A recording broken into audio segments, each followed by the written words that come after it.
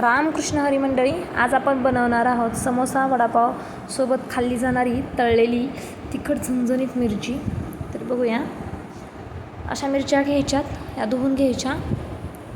अशा लांबसर असल्या की त्या कमी तिखट पण असतात आणि खायला चविष्टही लागतात.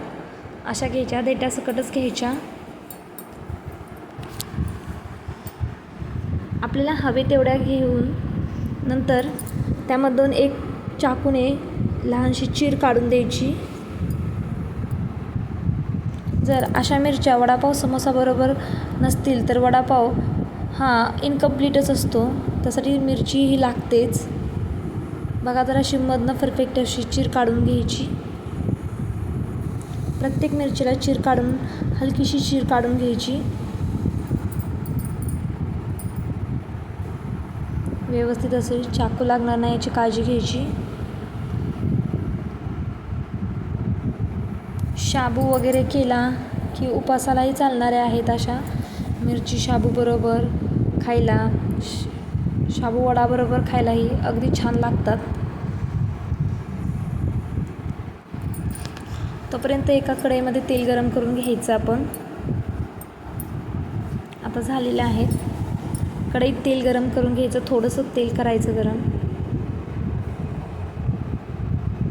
जास्त तेलात तळून काढण्यापेक्षा याही पद्धतीने कमी तेलात पण छान होऊन जातात. अशा प्रकारे व्यवस्थित असं हलवत राहायचं,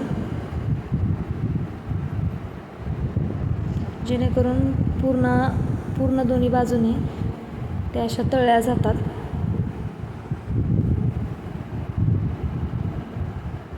व्यवस्थित असं ब्राऊन होईपर्यंत त्या तळून घ्यायच्या.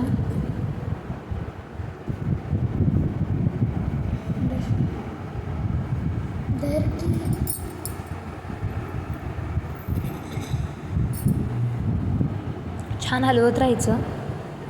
कमी गॅसवर करू शकता तुम्ही.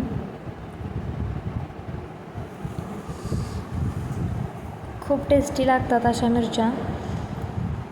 खूप जण अशा अख्खेल्या मिरच्या खाऊन जेवणासोबत खायलाही खूप जणांना आवडतात. बघा, आता थोड्या हलक्या ब्राऊन व्हायला लागल्यात. पुन्हा त्यावर मीठ घालून घ्यायचं. छान असं मीठ घातल्यानंतर डबल मिक्स होईपर्यंत त्याही हलवायच्या, पूर्ण ब्राऊन करायच्या. आणि टेस्टी कुरकुरीत असं छान या मिरच्या लागतात.